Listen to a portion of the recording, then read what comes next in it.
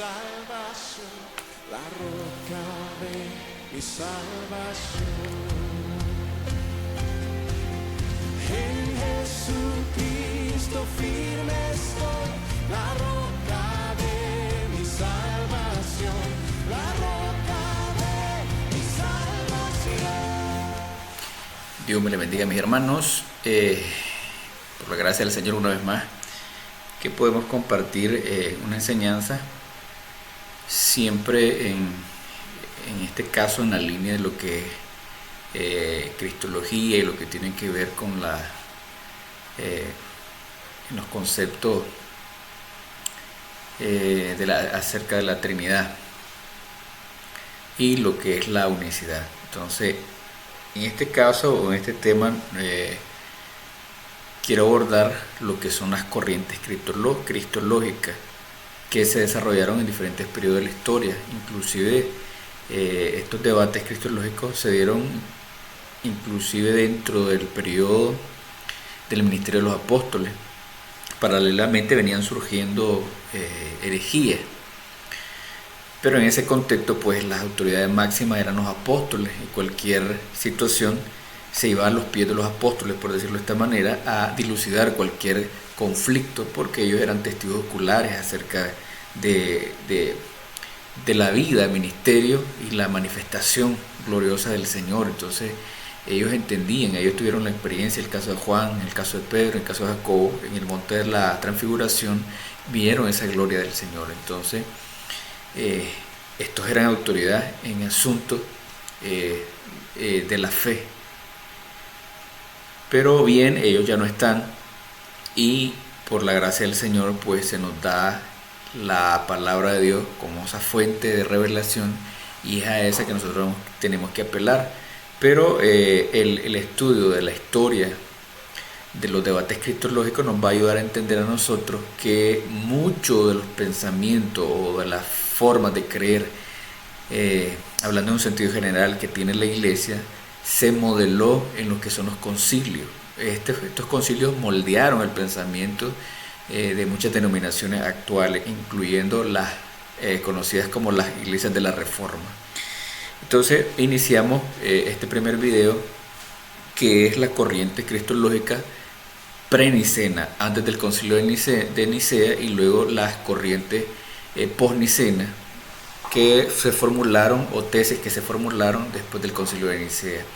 Entonces vamos a empezar, ¿no?, con esta introducción leyendo el capítulo de Mateo, capítulo 16, versículo 13 hasta el 17. Dice así: cuando llegó a la región de Cesarea de Filipo, Jesús preguntaba a sus discípulos diciendo: ¿quién dicen los hombres que es el Hijo del Hombre? Ellos dijeron: uno Juan el Bautista, y otro Elías, y otro Jeremías, o uno de los profetas. Les dice: ¿y vosotros quién decís que soy yo? Respondiendo Simón Pedro dijo: tú eres el Cristo, el Hijo del Dios viviente. Respondió Jesús y le dijo: bienaventurado eres Simón Bar-Jonás, porque no te lo reveló carne ni sangre, sino mi Padre que está en los cielos. Fíjense bien, en el caso de esta lectura hay una pregunta incisiva que el Señor hace. Primeramente hace la pregunta a los discípulos referente cuál era el pensamiento de la gente en cuanto a su persona. Bueno, ellos respondieron, algunos piensan que Jeremías, Elías, el mismo Juan el Bautista o algún otro profeta. Este era el concepto que pululaba o que se murmuraba en el contexto del ministerio de Jesús acerca de su persona. Pero Cristo entonces se voltea y ve a los discípulos cara a cara, frente a frente, y lo lleva a un nivel más íntimo la pregunta. Y ahora les dice: ¿y ustedes quién dice que soy yo? Esta pregunta es importantísima para nosotros como cristianos realmente. Si nosotros consideramos ser cristianos, debemos de preguntarnos en medio de digamos, confusión en redes sociales. Cada quien defiende una postura, pero la pregunta para nosotros, personalizándola o haciéndola propia, deberemos de meditar en la respuesta. Y de hecho la respuesta fue dada casi hace 2000 años. El apóstol Pedro dijo: tú eres el Cristo, el Hijo del Dios viviente. Esto implicaba la naturaleza divina de Cristo. Y fíjese bien que fue por revelación, no fue por una construcción teológica, sino fue la revelación de Dios a la mente del apóstol Pedro. Y esta es la clave para que nosotros entendamos la naturaleza de Cristo como el único Dios verdadero. Entonces, esta pregunta todavía sigue en el aire porque hay personas que tratan de responderla, pero a través de razonamientos humanos, lógica, citando la patrística, citando los concilios, para traer una respuesta que satisfaga, digamos, su necesidad religiosa. Pero lo que nosotros como cristianos tenemos que entender es que la respuesta está en la palabra del Señor bajo la guianza del Espíritu de Dios. Y nosotros vamos a encontrar que Jesucristo es el único Dios verdadero, el Dios manifestado en carne, no una trinidad de personas, no una tríada de personas, no una segunda persona de la Trinidad. Entonces, en particular, cuando nosotros hablamos de corrientes cristológicas, en el Concilio de Nicea, digamos que es aquí donde este concilio es el que modela prácticamente el pensamiento de la Iglesia, hablando en sentido general, bajo la dirección de un político, de un emperador como es Constantino I. Y eso es importante que nosotros lo tengamos en cuenta, porque surge la pregunta: ¿fue este concilio una respuesta fruto de una búsqueda teológica sincera o de una necesidad imperial de unidad?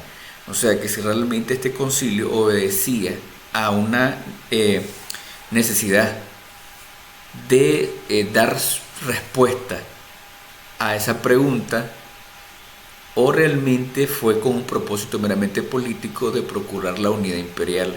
¿Cuál es el fondo o el trasfondo de ese concilio? Y esto es importante, como dije, porque prácticamente este es el principio del Concilio de Nicea, donde se modeló el pensamiento que actualmente impera en cuanto pues a lo que es la naturaleza de Cristo y en cuanto a la naturaleza divina realmente. Entonces, para responder a esto, pues necesitamos nosotros ver las diferentes corrientes, ¿no?, según el tema. Y vamos a leer también otro pasaje en Mateo capítulo 24, versículo 11. Mire cómo dice Mateo 24, 11. Y serán levantados muchos falsos profetas y engañarán a muchos. El versículo 24. Porque serán levantados falsos cristos y falsos profetas y mostrarán grandes señales y prodigios hasta el punto de engañar, si fuera posible, aún a los escogidos. Algo que quiero resaltar en este versículo 24 es el hecho de falsos cristos. De hecho, antes de Cristo y después de Cristo existieron falsos mesías. Después de Cristo también se levantaron muchos falsos mesías, falsos cristos, y en este sentido y falsos profetas, falsos maestros. Y en este sentido podemos ver que estas corrientes cristológicas de alguna manera se crearon, configuraron un Cristo que no era conforme a la Escritura, y de hecho esto ya estaba profetizado. El Señor estaba hablando, si bien es cierto en su contexto esa referencia a la tribulación, pero también vemos un desarrollo después de Cristo, en el periodo de los apóstoles, donde surgen diferentes posturas o tesis. Después, en el primer siglo, ¿no?, de la iglesia primitiva, también en el segundo o tercer siglo, se vinieron desarrollando tesis o posturas en torno a la persona de Jesucristo. ¿Cuál era la relación de la naturaleza humana y divina de Cristo? Fíjense bien, también en el caso del apóstol Pablo, en Hechos 20-28, ustedes recuerdan cuando reúne a los ancianos de Éfeso y hace su despedida, él les dice, ¿no?, que de dentro iban a surgir falsos maestros, lobos rapaces, que iban a llevar tras sí el rebaño, y también de fuera. Entonces hablaba una influencia de dentro y de fuera cuando iban a surgir falsos maestros. Entonces esta es una advertencia profética que nosotros vemos que inmediatamente en el periodo de los apóstoles comenzaron a surgir incipientes herejías que se vinieron consolidando con el tiempo hasta tomar forma en muchos casos de dogma realmente, y que de alguna manera impregnaron el pensamiento de muchas denominaciones o muchos grupos sectarios de la actualidad. Y esto es lo que tenemos que entender nosotros para poder discernir o entender qué secta o qué denominación o qué grupo lo que ha hecho es desenterrar pensamientos, tesis o postulados que ya se dieron en la antigüedad y que es lo que estamos viendo actualmente. Estas advertencias no tardaron en cumplirse. Ya durante el ministerio apostólico comenzaron a vislumbrarse herejías incipientes en torno a la persona de Cristo, las cuales fueron combatidas con firmeza por los apóstoles. En los primeros 100 años de la iglesia, diversas doctrinas comenzaron a circular, cada una intentando responder, aunque erradamente, a la pregunta que el mismo Señor hizo a sus discípulos: ¿quién dicen los hombres que es el Hijo del Hombre? A continuación, se presentan las principales corrientes cristológicas que surgieron en ese periodo, marcando el inicio de una lucha por preservar la verdad revelada frente a la distorsión doctrinal. Entonces aquí vamos a entrar a las diferentes corrientes pre-nicena. Entonces, para que me sigan ustedes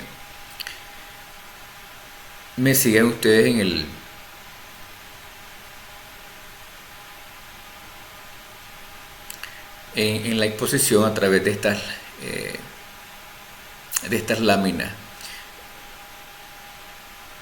De hecho, pues ya pueden ver el tema, ¿no? Corrientes cristológicas pre-nicena y post-nicena. Entonces vamos a iniciar con lo que son primeramente lo que es el docetismo. En el caso del docetismo, asumió diversas formas, pero su idea básica era que Cristo solo parecía tener un cuerpo, que era un fantasma y no un hombre no más mínimo. Esta es la idea. De hecho, la palabra doceta tenía que ver con apariencia. Entonces, en el caso del docetismo, ya adoptando, por decirlo de esta manera, pensamiento de la filosofía griega, de la gnosis, del gnosticismo, un gnosticismo incipiente. Entonces ellos consideraban que la materia era mala y que por lo tanto Dios nunca pudo haber tenido contacto pues con la materia. Y en este sentido ellos pensaban, el doceta, que Cristo no había encarnado pues, sino que era una forma de apariencia como un fantasma. Y esta pues prácticamente es el siglo I, se imagina, el periodo apostólico. Más o menos en la ilustración les muestro que es la idea que ellos tenían, ¿no? De como un tipo de espectro. Ese es el pensamiento del docetismo, y que eso era lo que estaba en la cruz, ese tipo de espectro, pero que no era realmente una encarnación. De estos docetistas también se desprenden los ebionitas, con la diferencia que el gnosticismo, ¿no?, del docetismo, había gentiles, pero en el caso de los ebionitas eran meramente judíos. Ellos consideraban que Cristo era hijo literal de José, pero elegido por Dios como el Mesías debido a que se distinguió por su piedad y observancia de la ley, y que fue adoptado como el Hijo de Dios en ocasión de su bautismo. Entonces, en el caso de los ebionitas, miraban a Cristo como un hombre de alta moral que se distinguió por su piedad y por su observancia de la ley, de tal manera que Dios lo adoptó entonces en el bautismo como su hijo. Entonces este es el pensamiento ebionita, rechazan la divinidad de Cristo claramente. Un grupo de estos ebionitas es el Quesaíta. Enseñaban que Cristo había sido literalmente engendrado por el Padre en siglos pasados y que por lo tanto era inferior a él. Fíjese bien este pensamiento, ¿no?, y que hasta el día de hoy de alguna manera está prevaleciendo, porque consideraban una relación literal del Padre engendrando desde el concepto humano físico al Hijo, en este caso Jesucristo. Entonces se imaginan un engendramiento de este tipo prácticamente. Entonces nada que ver con la revelación bíblica. Entonces los Quesaítas enseñaban que Cristo había sido literalmente engendrado por el Padre en siglos pasados. Engendrado. Entonces el engendramiento no tiene, hablando pues con respecto a la encarnación, no tiene nada que ver con el concepto humano que nosotros entendemos de engendrar. Y esto es importante tenerlo, pero fíjese bien, desde los primeros inicios de la iglesia primitiva, las distorsiones doctrinales que se venían dando en torno a la persona de Cristo. En el caso del gnosticismo, concebía a Cristo como un fantasma, un eón, que es la influencia, ¿no?, que tiene el docetismo. inteligencia eterna emanada de la divinidad suprema según las enseñanzas gnósticas, que transitoriamente tomó posesión de Jesús, que para ellos era un ser humano común. La divinidad no se había encarnado realmente. Entonces, hablando, ¿no? De Cristo, pero como un humano, pero que el Jesús humano, pues, y el león, ese Cristo, ¿no? Divino, tomó posesión del Jesús humano, que es la idea básicamente del docetista, pero también, como vamos a ver más adelante, de Cerinto, principales representantes del gnosticismo. Tenemos el gnosticismo y el quesaíta, que es una rama del evionita. Pero en el caso del gnosticismo tenemos los principales representantes, aunque se cree o no, se lee en lo que es un poco de la tradición, que Simón el Mago, el que aparece en Hechos 8, fue el que inició el error acerca de la naturaleza y la persona de Cristo, y como el primer gnóstico cristiano, unos pocos años más tarde surgió en Alejandría un cristiano llamado Cerinto. Entonces, en el caso de Simón el Mago, se le atribuye que es el que comenzó a distorsionar lo que es la persona de Cristo, y más adelante, como vamos a ver en el caso de Cerinto. Solo para que tengamos en cuenta que las herejías comenzaron a surgir en el tiempo también de los apóstoles, y era algo que ellos combatían fuertemente. En el caso de Cerinto, miremos lo que decía Cerinto. Él creía en un dualismo entre Jesús y el Cristo. Cerinto enseñaba que Jesús era un hombre común, nacido de José y María, mientras que el Cristo era una entidad espiritual que descendió sobre Jesús en el momento de su bautismo. Mire lo que él, Cerinto, estas son ramificaciones del gnosticismo. Estos son los representantes del gnosticismo, pero con sus diferentes variantes. En el caso de Cerinto, pues consideraba a Jesús, la parte humana, y a Cristo como esa parte divina que descendió sobre Jesús en el momento del bautismo. Separación en la pasión. Según Cerinto, el Cristo abandonó a Jesús ante su sufrimiento, lo que implica que no fue el Cristo quien murió en la cruz, sino solo el hombre Jesús. Esta idea niega la encarnación plena y la redención divina en la cruz. Fíjense qué importante, porque él concibe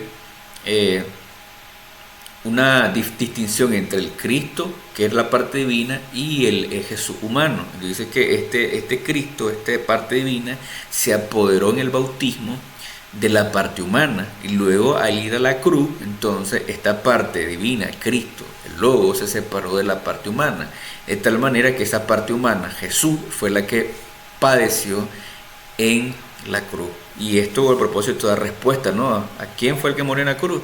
Pero realmente, si fueron buenas intenciones, no han servido para nada. Las buenas intenciones lo que han hecho es dañar la imagen de Cristo según su teología o sus pensamientos. Influencia gnóstica y evionita. Su doctrina combina elementos de gnosticismo incipiente, dualismo, rechazo a la materia, y evionismo, negación del nacimiento virginal y de la divinidad de Cristo. Mire, entonces, esta es la postura de Cerinto, y de hecho se cuenta una tradición que de hecho es contemporáneo con Juan, el discípulo amado, y que en unos baños públicos dentro del Imperio Romano se encontraron, y Juan dijo: no, mejor me voy de aquí, no es que a este le caiga la maldición del Señor y lo destruya. Y entonces se apartó totalmente, porque sus convicciones no le podían permitir estar con aquel que había desfigurado totalmente la persona de Cristo. Y estamos hablando que Juan era un testigo ocular de estas cosas, y por lo tanto no iba a tolerar este concepto, y ni siquiera la persona que estaba propagando este tipo de mensaje. Entonces no había, como el día de hoy, pues, el relativismo moral o doctrinal, o el relativismo acerca de la verdad. Cada quien tiene su verdad, yo tengo mi verdad, tolerémonos todos. En el caso de Juan, pues hubiese sido visto actualmente como intolerante totalmente, como un discurso de odio, porque él no podía realmente vincularse de alguna manera, ni en las cosas más triviales o más comunes, con una persona que envenenaba la fe. Entonces, para que miremos nosotros pues la importancia de las convicciones. En el caso de Marción, también de la ramificación gnóstica, él creía en dos dioses: el Yahvé, el Dios del Antiguo Testamento, un justo, vengativo, creador del mundo material, y creía en el Padre de Jesucristo, que era un Dios misericordioso. Entonces él rechazaba la idea de que ambos fueran el mismo Dios. Entonces creía prácticamente en dos dioses. Esa era la mentalidad en el caso de Marción. En el caso de Basílide dice que Cristo no fue el que sufrió realmente en la cruz. Para él fue Simón de Cirene, y que Cristo estaba fresco ahí en el cielo viendo cómo sufría Simón de Cirene. Entonces esta visión se alinea con el docetismo, negando la encarnación y el sufrimiento real de Jesús. Mire lo que vienen rechazando esto, y realmente lo que los apóstoles, en el caso de Juan, en la segunda carta, y en la primera carta, ellos defienden, quizás no hacen directamente señalación no específica a estos grupos, pero sí a los conceptos, porque cuando Juan habla acerca de que él fue testigo ocular, o nosotros fuimos testigo ocular, vimos, comimos y palpamos al verbo de vida, hace alusión a este concepto realmente que se tenía de docetista, pues, de Cristo como un eón, a Cristo como un ente pues fantasmagórico, sino que está afirmando en esta carta la encarnación literal y real del verbo, del logo. Esto es lo que defiende entonces Juan en sus cartas. Esto es importante. Fíjese bien, en el caso de un historiador, Latourette sugiere la posibilidad de que muchos de la cristiandad en general se habían adherido a estas enseñanzas gnósticas, o sea que realmente el gnosticismo había hecho estrago en ese contexto y había dividido lo que era el pensamiento acerca de Cristo. Entonces, en el caso de Basílide, pues tenía esa particularidad de realmente, pues no sabría decirle de dónde sacó la idea de que Simón de Cirene fue el que fue a la cruz, y no hay ninguna evidencia bíblica de ello. Muchos de ellos filosofaban y en estos aspectos, ¿no? Especulaban mucho en cuanto a esto sin tener ninguna base bíblica. Irineo, que vivió durante la segunda mitad del siglo II, hace resaltar que Juan escribió su evangelio con el propósito específico de refutar los puntos de vista docetistas de Cerinto.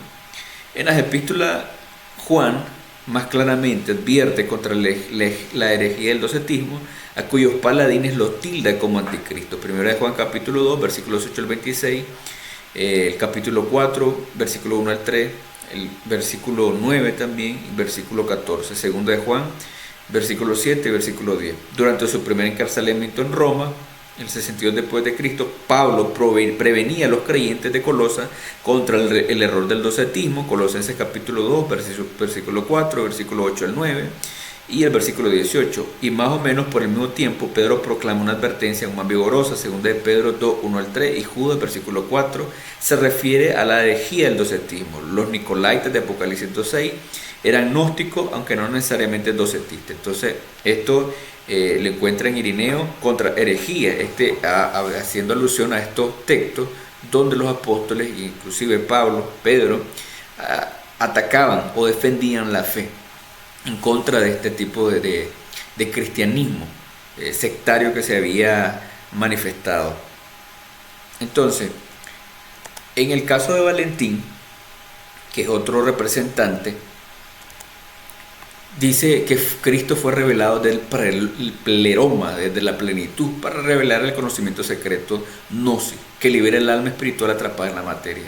No tuvo cuerpo real, dice Cristo, su encarnación fue aparente, un docetismo. O bien asumió un cuerpo celestial no sujeto a corrupción. Entonces, en el caso de Valentín también hace alusión al hecho de que Cristo no vino realmente en carne, rechaza totalmente la encarnación y piensa que Cristo lo que vino a salvar es a través de la revelación del conocimiento a algunos elegidos iniciados. Esto es lo que tiene que ver con los principales representantes de lo que es el gnosticismo y su influencia en los inicios de la iglesia cristiana. Entonces, otra de las corrientes que surgieron, corrientes preinicianas, es el monarquianismo. El término proviene de monarchía, gobierno de uno, y afirma que Dios no puede dividirse en tres personas. Ya aquí se viene configurando lo que actualmente se conoce como la unicidad. Una forma incipiente, podríamos decir, en los cuales los primeros precursores tenemos a Teodoto de Bizancio, pero este promulgaba o divulgaba un monarquianismo dinámico, que se conoció también como adopcionismo. Para él, Jesús era un hombre común, adoptado por Dios en el bautismo. Esta es una rama del monarquianismo que ya prácticamente rebaja a Jesucristo al nivel de un hombre que fue adoptado por Dios en el bautismo. Pero tenemos la otra rama del monarquianismo, que es un monarquianismo modalista, también se le conoce como sabelianismo. Dios se manifestó en tres modos sucesivos: como Padre en la creación, como Hijo en la redención y como Espíritu Santo en la santificación. Si ustedes ven, y podríamos identificarnos con alguna de estas corrientes, sería con la de Sabelio hasta cierto punto realmente, ¿ya? Porque en el caso de lo que es el modalismo o sabelianismo, también se le conoció como patripacianismo, que consistía que al no haber una distinción en la divinidad, entonces se decía que el Padre mismo fue que él sufrió en la cruz, ya que no hay distinción real entre las personas divinas. Entonces, nosotros entendemos una pluralidad de manifestaciones, y cada una de estas manifestaciones juega un papel fundamental en lo que es el rol o el marco de la redención. Entonces, si bien es cierto, podríamos decir que Dios murió en la cruz, y algunos se pueden escandalizar por esto, Dios murió en la cruz, pero en esa manifestación experimentó la muerte de carne realmente. Pero no podríamos decir que es el Padre, porque en las Escrituras, creo que más de 40 veces, en el caso de las cartas paulinas, se hace referencia a Dios como el Padre, hablando en su esencia, en su sustancia, en su estado, pues, en el que se encuentra Dios. No podía experimentar la muerte, pero sí en esa condición humana, pero no como el Padre, sino como en el Hijo, en esa manifestación, siendo Dios mismo realmente. Entonces, esto es importante que nosotros entendamos esta distinción, porque si bien es cierto, hay cierta similitud, pero hay detalles sutiles que tenemos que manejar y entender que hay una diferencia entonces. También tenemos en el caso de Orígenes, lo que es la escuela de Alejandría, que promovía lo que era el logosar. Entonces, en el caso del logosar, dice que el logo o verbo divino creció en indisoluble unión con el alma humana de Jesús, distinguiendo entre Teos, que es Dios, y Joteo, el Dios, cuando se hace referencia con el artículo no al único Dios verdadero, en el caso de Juan 1.1. Orígenes llegó a la conclusión de que el Hijo no es Dios en un sentido primitivo y absoluto, sino Dios solo en virtud de haber recibido un grado secundario de divinidad que podría llamarse Teos, pero no Joteo. Entonces, básicamente lo que implicaba el logosar, como vamos a ver, es que Cristo era la parte divina que se encarnó, pero que no podría llamarse Joteo, sino solamente Teotio. Pero vamos a ver la implicación, características principales de la encarnación directa. El Logos no se une completo, dice él, sino directamente a la carne. Entonces la idea del logosar es que el Logo, por decirlo así, posee lo que es la parte humana de Jesús, y es como un instrumento, un vehículo para manifestarse realmente. la humanidad de Cristo es vista como un vehículo físico, no como sujeto psicológico autónomo.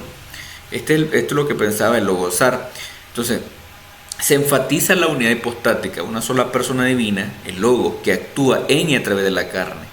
No hay dos sujetos divinos y humanos, sino una sola identidad, el Verbo encarnado. Esta teoría dio pie a la enseñanza de Arrio y Apolinar, pues sutilmente negaba la humanidad completa de Cristo, porque de hecho es como que una parte, en el caso digamos, de la parte cognitiva, podemos decir, del Señor, no fue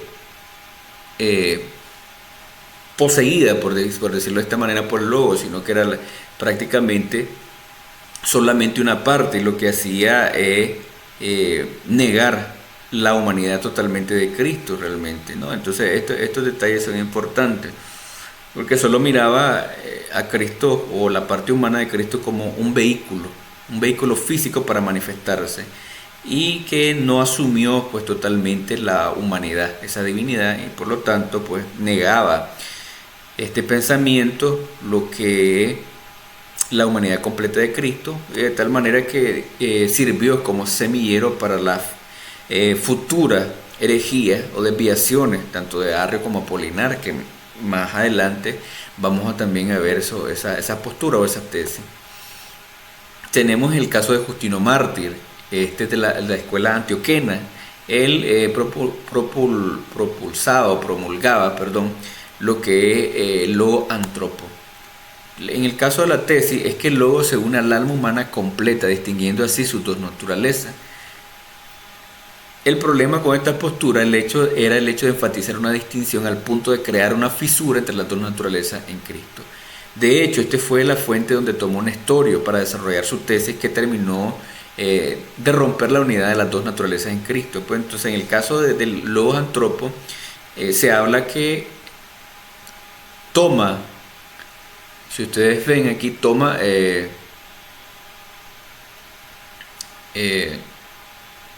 Logos, pues se apodera totalmente de la humanidad de Cristo, tanto de su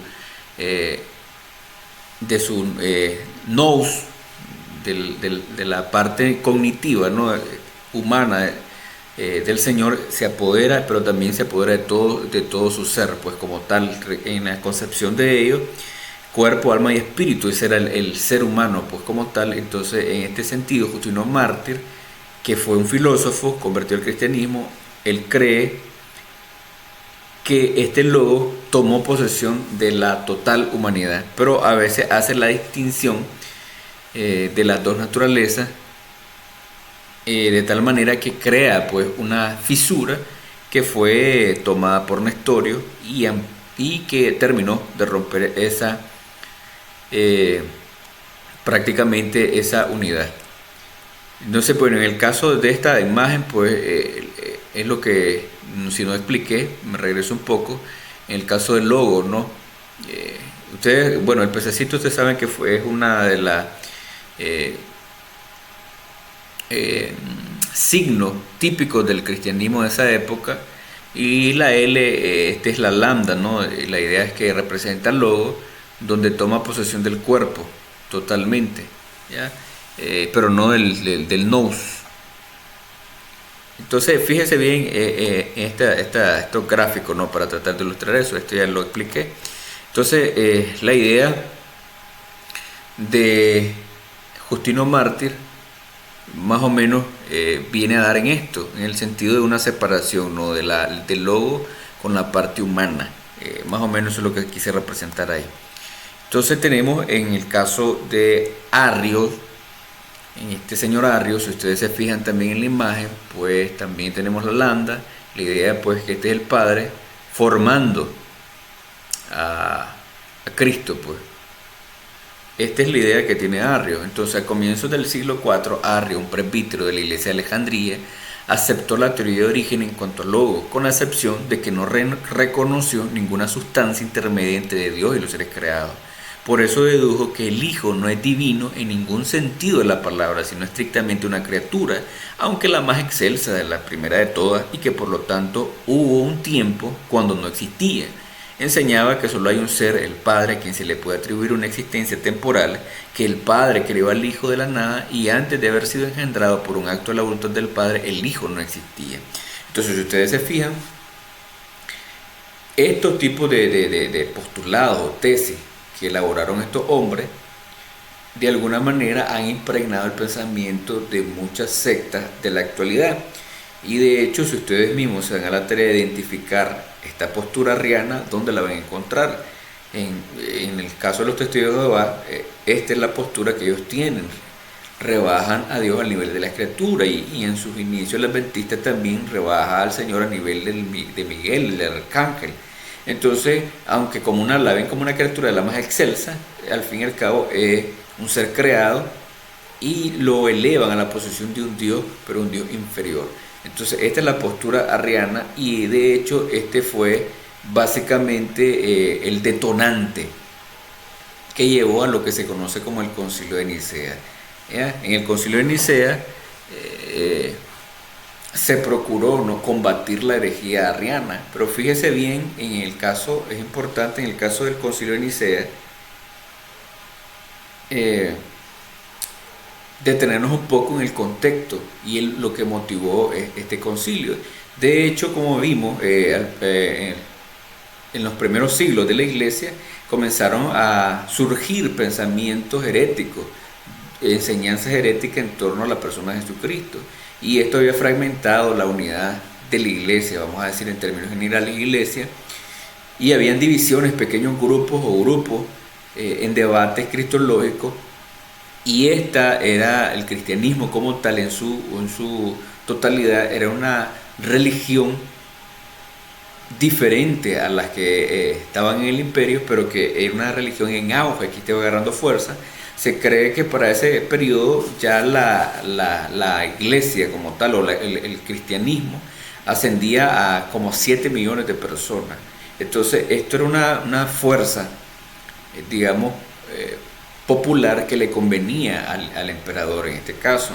Entonces, en el caso de Constantino, él dice en el 300, creo que fue en el 312, en la batalla del puente Milvio, contra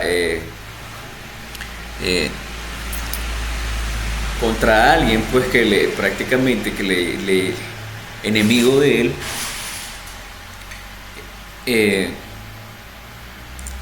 día antes, ¿no?, de tener esa batalla en el puente Milvio, Magencio creo que se llamaba el opositor de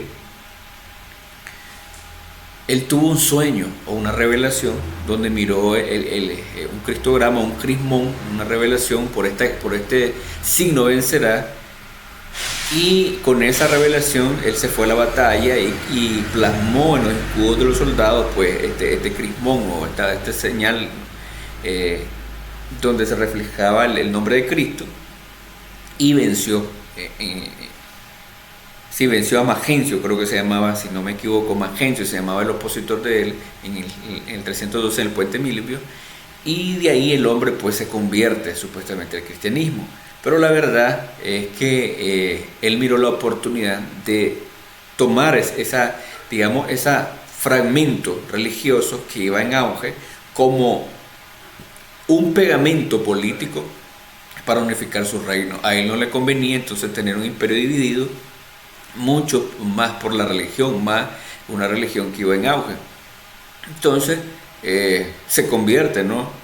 Y bajo la influencia de Ocio de Córdoba, que ya había un grupo, ¿no?, que venían configurando la idea o dando los primeros pasos para configurar lo que es el concepto trinitario, influenció a Constantino que la forma para lidiar con esta situación era convocar un concilio. Entonces Constantino lo delega a él para convocar a los obispos. Se cree que habían más de 300 obispos ahí, de la postura arriana, porque ese era el tema, ¿no? Lo que es si Cristo era consustancial con el Padre, sí o no. De hecho, era un tema tan así que se cuenta en algunas de esas tradiciones que cuando se iba al mercado, en vez de preguntar primeramente sobre lo que iba a comprar, siempre estaban haciendo preguntas: ¿Cristo era consustancial con el Padre, sí o no? Este tipo de preguntas es la que estaba corriendo en el aire, se imaginan, el populacho. Entonces no era un tema irrelevante, sino que era un tema que impregnaba todo el imperio y por tanto Constantino miró que era algo que tenía que solucionarse y él pues comisionó, en el caso de Ciudad de Córdoba, a esta labor, ¿no? Unificar a los obispos con el fin de dilucidar esta diferencia y callar a la herejía arriana. Entonces se convoca y quien preside es José de Córdoba, pero en presencia de Constantino. Ya el hecho de que esté Constantino es una presión, porque recuerde que la iglesia viene de ser perseguida, lo que es el cristianismo. Pues. Muchos de los obispos se dice que venían con las marcas de las persecuciones. Había uno que estaba tuerto, otro que estaba quemado, y había muchos obispos que habían sufrido las secuelas de las persecuciones. Y entonces, al ser invitados, no, o tomados en cuenta por el emperador, obviamente ellos se sintieron pues de alguna manera aliviados que por fin los tomaban en cuenta para dilucidar o exponer cuestiones religiosas sin ser perseguidos. Pero al tener el emperador y ver que la balanza se viene inclinando, ¿no?, según las influencias de Alejandro de Alejandría y en el caso de Osio de Córdoba, al fin y al cabo, ¿no?, cuando se da la votación, porque se dio votación, inclusive los partidarios de Arrio tuvieron que firmar realmente bajo presión imperial.